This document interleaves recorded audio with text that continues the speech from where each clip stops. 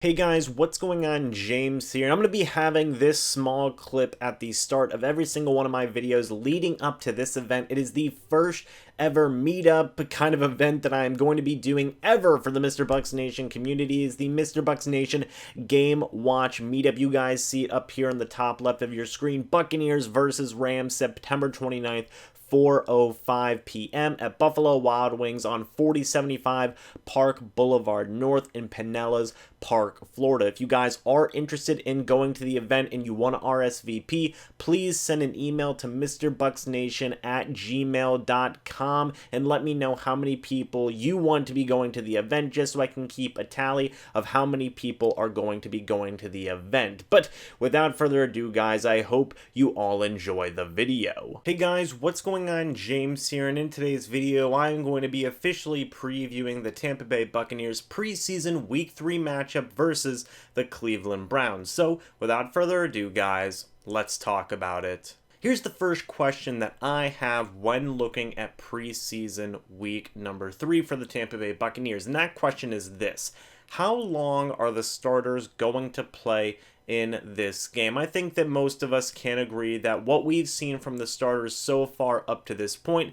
has looked very good. In fact, the offense has looked very, very good, and the defense seems to be improving from week 1 to week 2. And now going into week 3, we all want to see a little bit more from those starting units. But obviously the question still remains, how long are those starting units going to play? I've seen people say, oh, I want them to play one quarter. I've seen people say, oh, I want them to play the entire first half, and so on and so on. But if you were to ask Bruce Arians, the only kind of information that he's given so far up to this point is that he talked to the offensive coaches. He asked them, how long do you guys think the offensive starters should play? They said, we want them to play the entire first half, and Bruce Arians said, I don't think they need to play the entire first half. So I really don't know what this means. Are they going to play only one drive like they've been doing in the previous 2 games? Are they going to play the entire first quarter and then sit out for the rest of the game? It's anybody's guess at this point. My apologies there, but it's anybody's guess at this point. I'm sure we will figure out probably throughout tomorrow before the start of the game.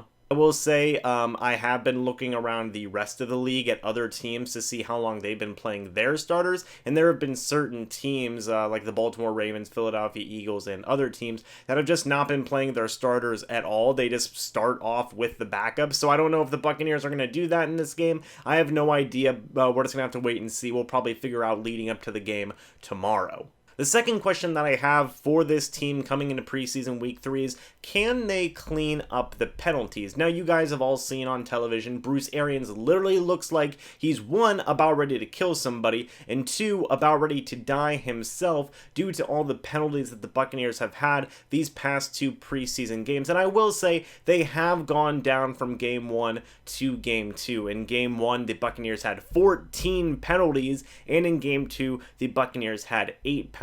So obviously there was a decrease in penalties there, which is a good thing, but the Buccaneers are not quite yet there to around the league average of penalties per game, the average being 5 to 6 penalties. The Buccaneers aren't there yet, but they are getting there, and I also think that it is pretty encouraging that most of these penalties are coming from the second and third units. At least in my memory so far, I haven't seen any penalties from the first team units, both on the offensive and I believe the defensive side of the ball. We might have seen a defensive penalty here or there from the first team defense, but I can't think of them right now. If you guys remember a penalty that the first string offense or the first string defense has made in the past 2 preseason games, please let me know down in the comment section below. But yes, I've said this the past 2 preseason games, Bruce hates his penalties. He has that little sheet that he has where he marks every time there's a penalty or whatnot in a game or in practice, whatever have you, and Bruce hates those penalties. So I think this is going to be a problem that's going to keep on getting corrected from week to week. I think we're going to continue to see that decrease, see the team get more disciplined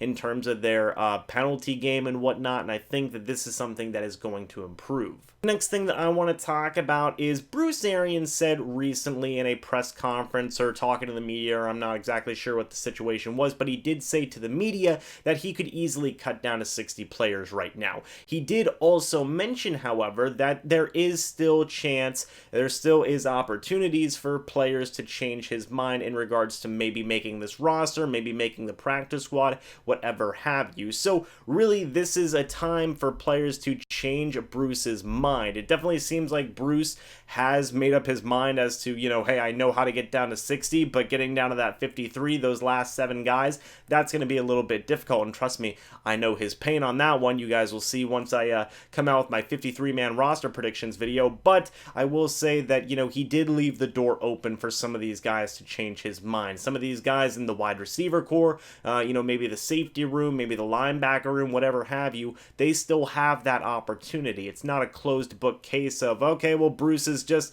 Bruce isn't listening anymore. He's not watching. Who cares? You guys are playing for other teams' practice squads and backup depth or whatever have you.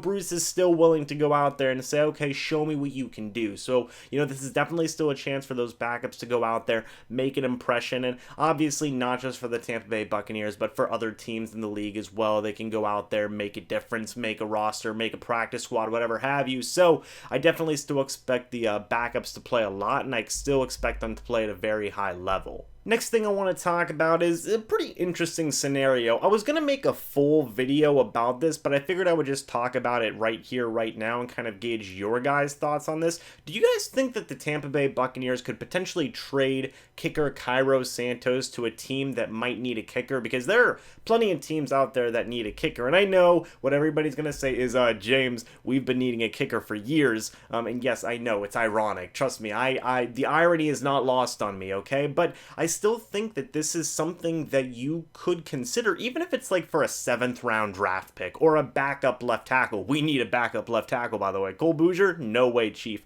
But, I think this is something that you could definitely see being a possibility. The New York Jets, the Oakland Raiders to a certain degree, the Chicago Bears to a big degree. Those are just 3 examples of teams that need a kicker. And if they have a backup, say, offensive lineman, wink, wink, nudge, nudge, that the Buccaneers could use, I think the Buccaneers should kind of strike up a deal, offer a guy like Cairo Santos, who's looked absolutely phenomenal in training camp and preseason so far up to this point, and, kind of give the pitch to those teams by saying, hey, if we release Cairo Santos, which we're probably going to end up doing, you might not have the chance to sign him. So why don't you just give us one of your backup offensive linemen right now, or say a 7th or a 6th round draft pick, and you can have him. You can just have him, That way the Buccaneers will get something out of Cairo Santos instead of just flat out cutting him, and, Cairo Santos can go to another team, which I think he's going to end up doing anyway. I'm 100% sure that he's going to be playing on another team this season. He's been doing absolutely phenomenal, and he definitely deserves it. So that's just kind of a question that I have for you guys. Let me know what you think about that down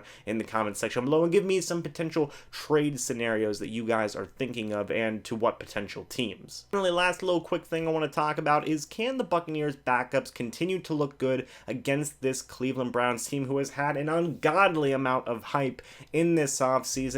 Baker Mayfield, Odell Beckham, Jarvis Landry, David Njoku, literally every single player on the Cleveland Browns seems to be getting an insane amount of hype from the national media, which, hey, I'm happy for the Cleveland Browns. I'm happy for the Cleveland Browns fans. They've been waiting for this kind of publicity and this kind of hype for years, okay? For years and years and years. Seems like Baker Mayfield might end up finally being the guy to bring this team back to the playoffs, so I wish them nothing but the best, but I obviously do want to see my Buccaneers get the win here. So guys like Ryan Griffin, Dario Ogunbowale, Tanner Hudson on the offensive side of the ball, Devontae Bond, Shaq Barrett, Carl Nassib, Patrick O'Connor, Damone Harris, can these guys continue, Jamel Dean, sorry, I forgot to mention Jamel Dean there, can these guys continue to look good from preseason week 2 to preseason week 3? Because they have plenty of momentum. I think that the offensive side of the ball, the defensive side of the ball, and just even the special teams, at least the kicking so far, not exactly the return units, but the kicking and punting units so far, they've been looking pretty good. So can they continue to carry that momentum from preseason week 2 to preseason week 3? Maybe secure some of these backup jobs, secure a roster spot here and there. They're going to need it if they want to impress Bruce Arians and the rest of this coaching staff, so I'm really hoping that they can carry that momentum into this game versus the Cleveland Browns. Guys, that's pretty much it for this preseason week 3 preview versus the Cleveland Browns. What do you guys think is going to happen in this game? Please let me know down in the comments section below. Me personally, I really don't expect the starters to play more than the first quarter. I think that is going to be the absolute maximum that they play. I think we're going to see more of guys like Blaine Gabbert and maybe even the second stringers for sure, but I don't know if we're going to see a whole heck of a lot of the starters. I certainly don't think we're going to see them for the entire first half. I think at the absolute most we're going to see them for the first quarter. I think the penalties are going to cut down yet again. I think the Bruce is going to continue to drill it into the minds of these players of, if you get freaking penalties, you're going to get benched or you're going to get cut. And that's obviously a very good motivator to not get penalties. So I think that it is going to continue to drop down in penalties. And I think that overall these backups, they're going to continue to have that insane competitive level that they're having. They're all fighting for jobs, fighting for paychecks. You guys know how it is during this time of year. So I think it's still going to be a good game, and I expect big things from the Buccaneers backups, both on the offensive and defensive side of the ball. And seriously, let me know what you guys think about a Cairo Santos trade. Let me know your trade scenarios down in the comments section below. Would be greatly appreciated. But guys, until the next video or the next live stream, it'll probably be my preseason week 3 game reaction live stream. Let me know what you guys think about all this down in the comment section below. Hope you all enjoyed, but until the next video and the next live stream, I'll see you in the next one. But until then, and as always, guys, goodbye for now, and go Bucs.